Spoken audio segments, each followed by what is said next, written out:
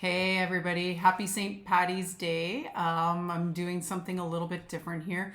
Got employee of the month number 2 with me. Wanted to give everybody an update.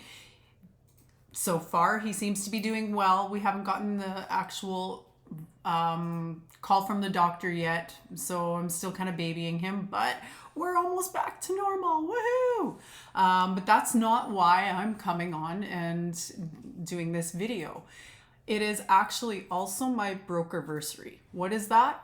I've been in the industry now for 14 years as of today, and that's pretty crazy. And the fact that I'm still loving the industry and really excited to help everybody is pretty awesome. But this week, I've had a first, and I really wanted to share this with you. I had my first found case of mortgage fraud come to me, and it's been quite the interesting process.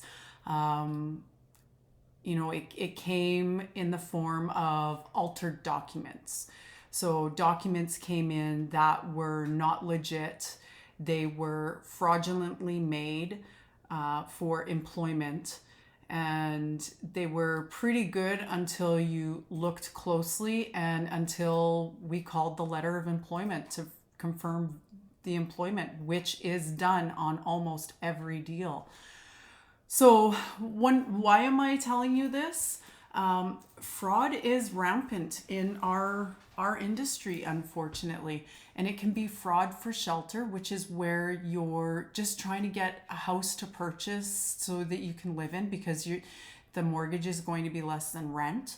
Or it could be for profit. There's a few reasons why people commit mortgage fraud. But why is it such a big deal? Well, number one, because it's fraud. It's against the law. It's fraud. You're making fraudulent documents and supplying them. So that's just it's just against the law and wrong. Another reason, why are there guidelines and restrictions in place for people when they obtain a mortgage? Because we want to make sure that you can afford to pay your mortgage payment.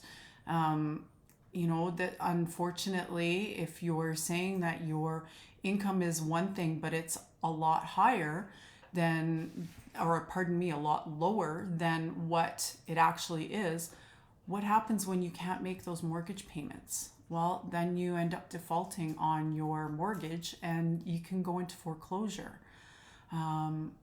There's just so many reasons to not do that and to understand. So what I'm trying to say long-windedly is there's a reason why we're asking for so many documents right now. Everything looked pretty good on this.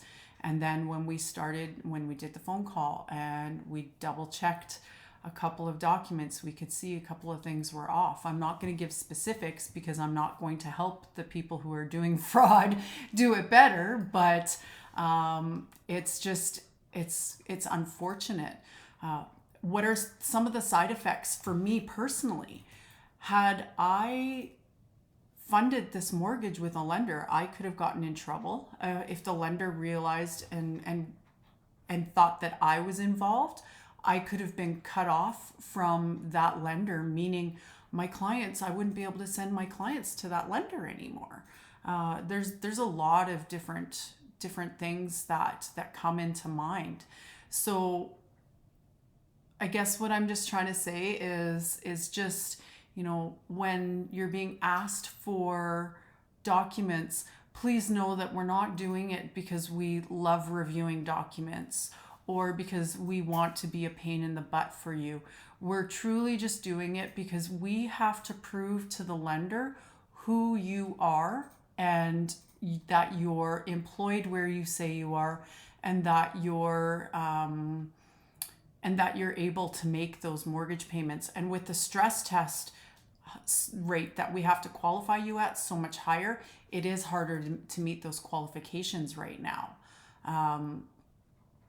It's unfortunate because quite likely I could have been able to qualify this client another way had they've been honest, but they didn't feel that they could do that. So just the last thing I can say is just be honest with me, be fully upfront, and I might have a way around your situation. But if you don't tell me everything, then I can't help you and do it the right way. So I think that's all I want to say today. It's been very interesting, like I said, this week. Super excited for Frankie Edgar. It's and St. Patty's Day. If you're celebrating today with the green beer, have fun. And everybody, I hope you have a great weekend.